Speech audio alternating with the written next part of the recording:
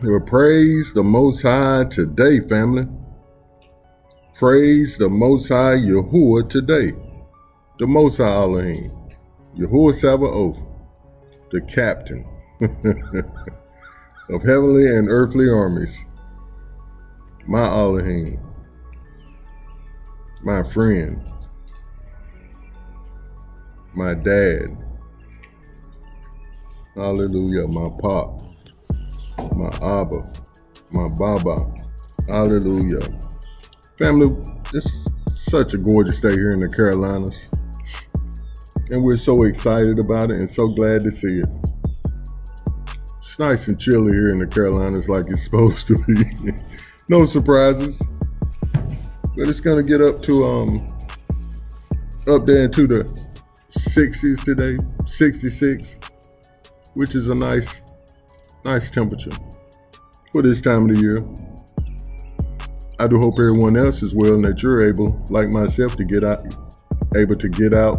and enjoy your day. Getting in yourself some fresh air, some sunshine, and the Most High willing, some good exercise. Hallelujah. Hallelujah. Family, I want to pass along something. Thank you, Pop, I will. And this is a breathing technique that I saw online, but I was doing it when I was building my lungs back up. I had a lung, what they call it, a collapsed lung when I was in the hospital. That's a personal joke. But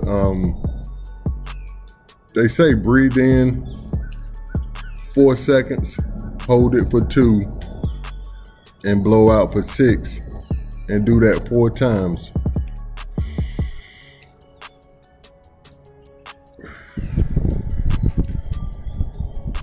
In the nose, out the mouth.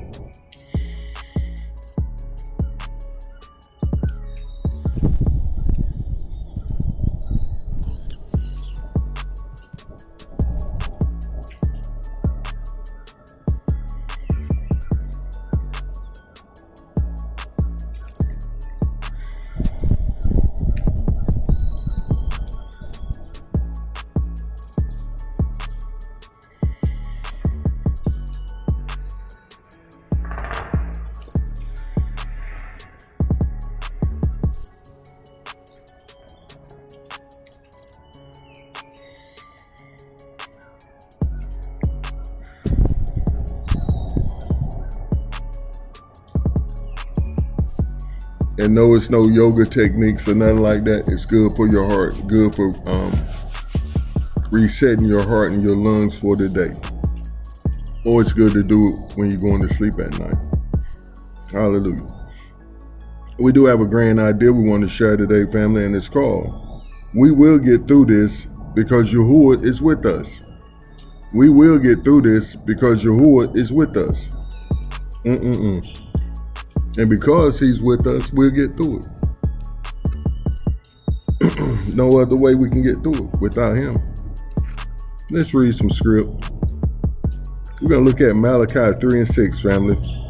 For I am Yahuah, I do not change. Therefore you are not consumed, O sons of Jacob. Why are we not consumed? Because he don't change. And he made us promises. That's the most important thing we need to remember. We're in covenant with him. He said he'll fight our battles for us. He'll fight our enemies for us. He'll make us the head and not the tail. Above all the nations of the world. Above all the nations of the earth. And that's what we're walking into now. After we was hard-headed for so long. There ain't no need to try to put a number on it because it's like we've always been hard-headed. Always been about ourselves and not the whole family. See, that's the problem right there, family. That's the issue right there. We're all about our selfish selves and don't care about the family. The Most High's family, that is. Just like Yahushua said, who is my family? Who is my mother and my father? Who is my sisters and brothers? Those that do the will of my Father. That's my family. Those are my brothers and sisters. That's my wife, my husband. my dad, my sister, my mama, my brother. Then we looked at Joshua 1 and 5, one of my favorite scripts, because he used this script, which we're going to speak on in a minute, and it spoke to me personally. And we're going to read over another one that he's speaking to us now, what's speaking to me now, and I trust he's speaking to you now, because he has not changed. Just like he did it before, he's going to do it again. Just like he took us out of the prior Egypt, he's taking us out of this one. And just like our forefathers came out with great wealth, we're coming out with great wealth also. Because of the mistreatment we suffered. Why, Robert? Why? Because we was hard-headed. They had to send us down through there and get baptized. But they weren't hard-headed then. They was just, that was the beginning. He had to make an example. In Joshua 1, 5 through 9, no man shall be able to stand before you all the days of your life. As I was with Moshe, so I will be with you. I will not leave you nor forsake you.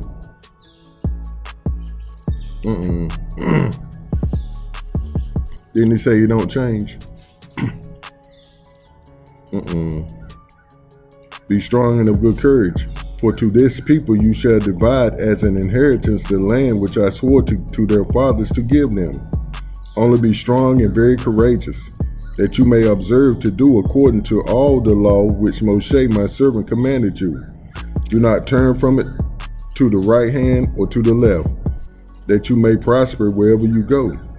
The book of the law shall not depart from your mouth, but you shall meditate in it day and night, that you may observe to do according to all that is written in it. For then you will make your way prosperous, and then you will have good success. Have I not commanded you? Be strong and of good courage. Do not be afraid, nor be dismayed. For Yahuah your Elohim is with you wherever you go. What did he say about keeping the book of the law before you? Don't look to the left, don't look to the right. All day, every day of your life, keep that book in front of you. And that means at the forefront of your mind. It don't mean you're going to be walking around reading a book all day. No, you can't do it. You got to handle business. You have responsibilities. But this is first and foremost your main responsibility. Keeping what he told you in your heart, in the forefront of your mind. Hallelujah. And as I said, we're going to speak on this text right here.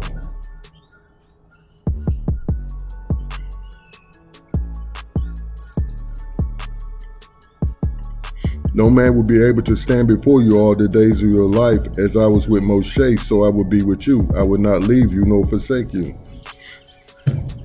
That right there, family, the text jumped off the page back in 2016. The Most High told me, he said, Robert, you're about to see some things that's really going to shake your faith. But no matter what you see, don't take your eyes off me, because I never leave you or forsake you. Pretty much verbatim of what the text is, and that's how he works. That's how he works. He's only going to speak his word concerning your life, because that's what he has to back up. That's what he has promised to keep. He watches over his word to perform it. I said, okay, Pop, I got you. He said, now go prepare your wife. So I told her a month and 3 weeks, consistently, to the point she was like, okay, I got it.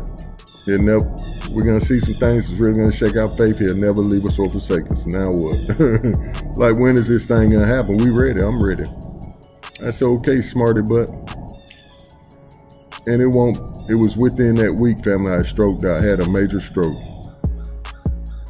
And it was miraculous how the Most High handled the whole situation, from getting me to the hospital and getting me into surgery that I needed to suck a blood clot out of my brain.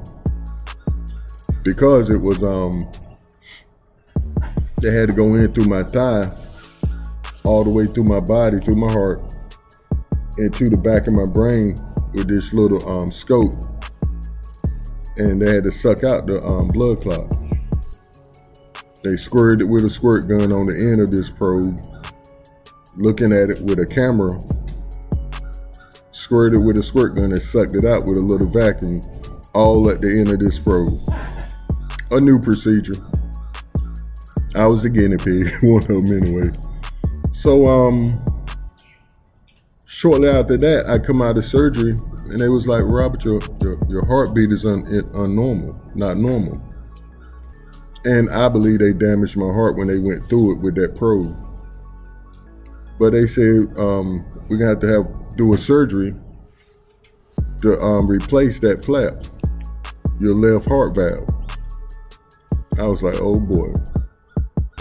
And first they had to pull that stent out of me. I had a stent in my body from when they sent that probe in, and they had to take it out while I was wide awake. No pain medicine, nothing. They said you have to be fully awoke because we don't want to damage anything within your body. And I believe that was the excuse they was trying to use because they had already damaged my heart valve and they knew it and wanted to make me sit there still while they pulled that probe out, that stent out slow, inch by inch, centimeter by centimeter, while I had to sit there a whole hour still, being still a whole hour. And that was the hardest thing I had to learn, family. The hardest thing I had to go through. Yeah, all the other stuff hurt, but just sitting still for a whole hour, try it. You try it, it's hard.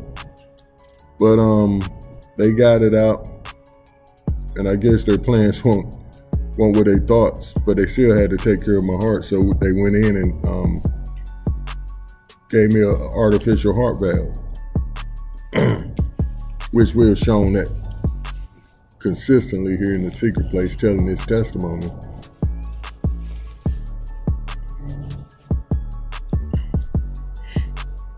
You can see the top of it.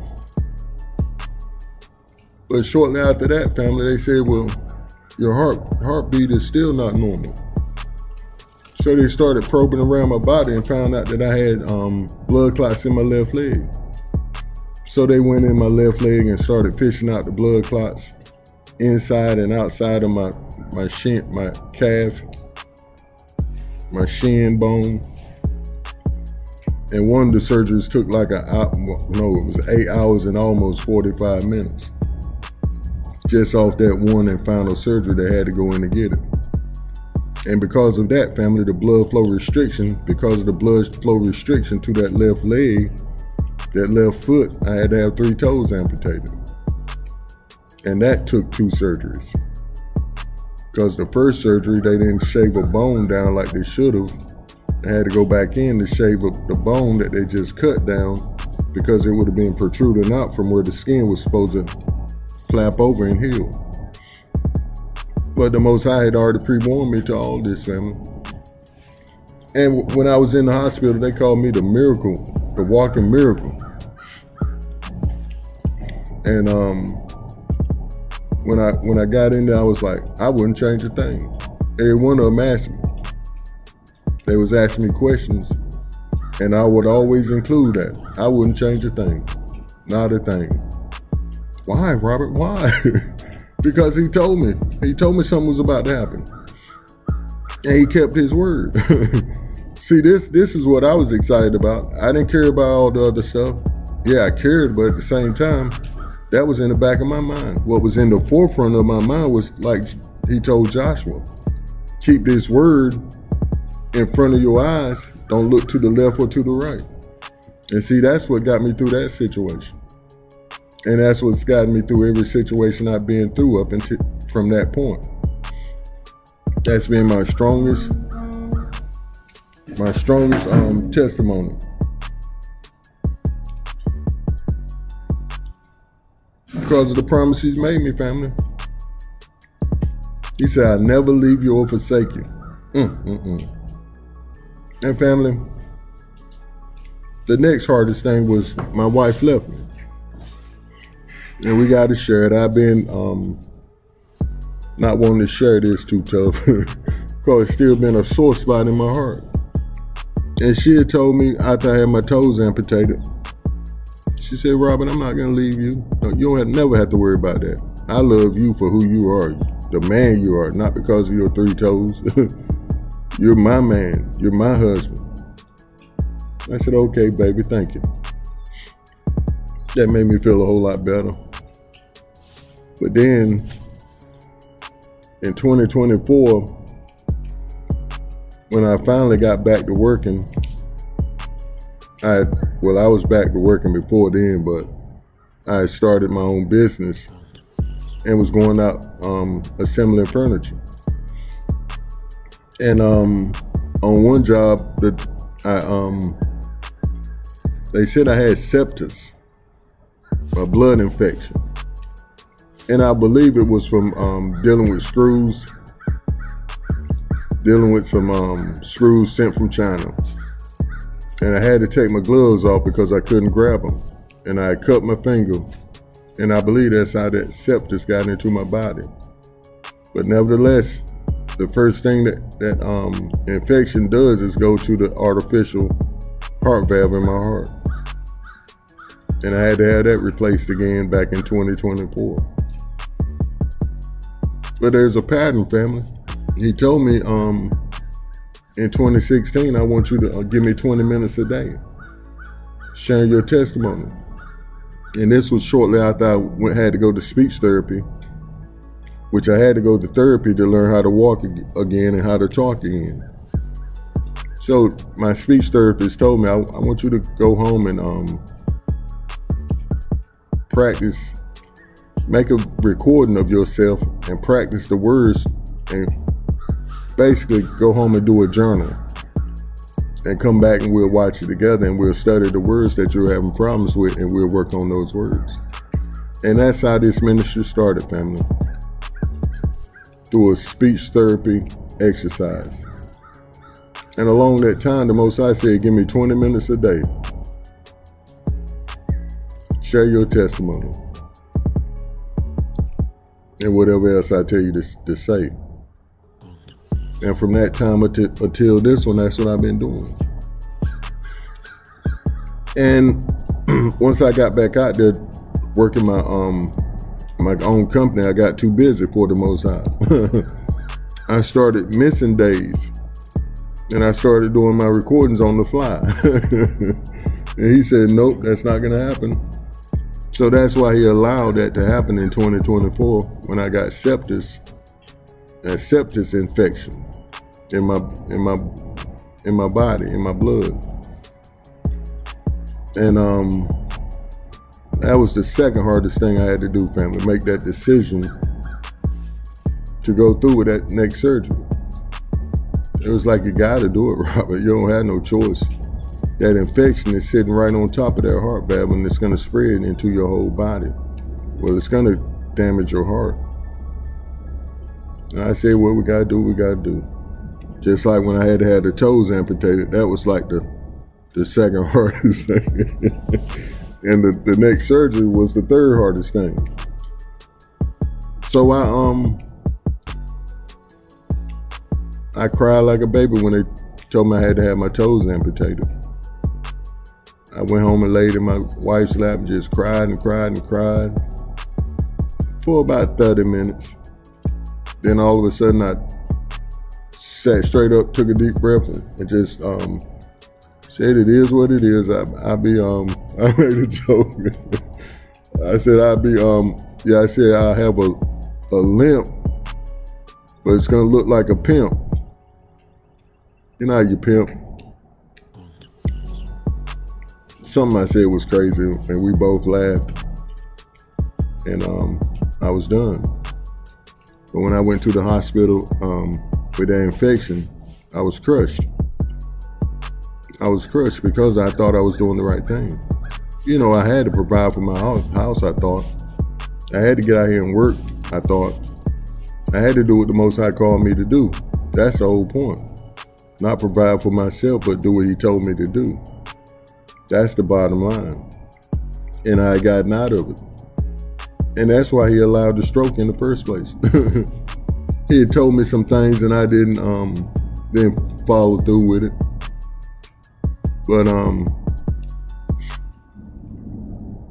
he promised me, family. He said, "I'll never leave you or forsake you." You're gonna see some things now, but don't take your eyes off me. Now, what was he saying when he said, "Don't take your eyes off me"? Don't take your eyes off my word. What I tell you. That's what I'm at. That's what I'm gonna come and see about. And let's look at the next word he's just given me, family. And we spoke on this in the prior recording. And when the Most High puts something in me, family, I know it's for me, and I know that it's gonna come to pass, because he's already proven it. And it's Isaiah 45:3. I will give you the treasures of darkness and hidden riches of secret places, that you may know that I, Yahuah, who called you by your name, Robert, am the Elohim of Yasharal, and Robert's Elohim. And Proverbs 13:22. A good man leaves an inheritance to his children's children, but the wealth of the sinner is stored up for the righteous. See, we had to include that one, family, for one word, the righteous. Are you the righteous today? If not, this ain't for you. I didn't say this is not for you. I said this ain't for you. Hallelujah. But this is for me, because I'm obedient now. I'm falling in line now. I said yes now. And family, back to my wife. Like I said, that was the hardest thing I had to go through, because I thought we was here. I thought we was there. But we weren't. And see, I bottom line it as, everybody can't go with you where you gotta go. Everybody's not built to go through what you gotta go through. And I still love her, but we can't be together. We're going in separate directions. I trust that the Most High would take care of her, but I had to be true to him. And see, that was one of the last greatest hurdles I had to cross: people pleasing and putting people before the Most High. I got over putting myself before him and myself in front of his will. But I had to change up and not put people in front of him.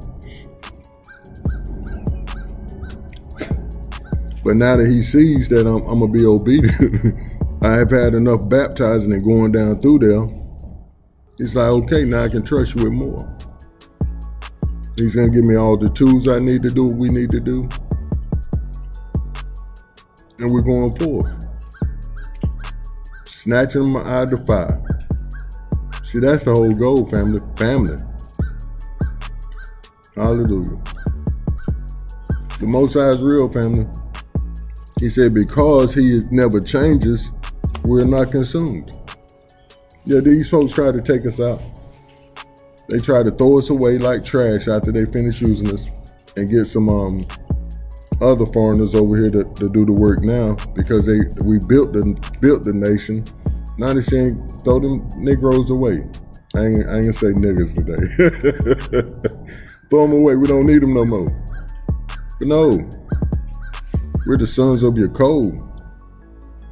We're not consumed because Yahuah has not lied. He's not changing. We're in covenant with the Most High. We're in covenant with the Creator. And you can't fight us without fighting him. And you can't fight him. He made the whole world. He made the earth. He made you. How you gonna fight the one that made you? We've seen other nations try, like Egypt, and he handed them their hind parts.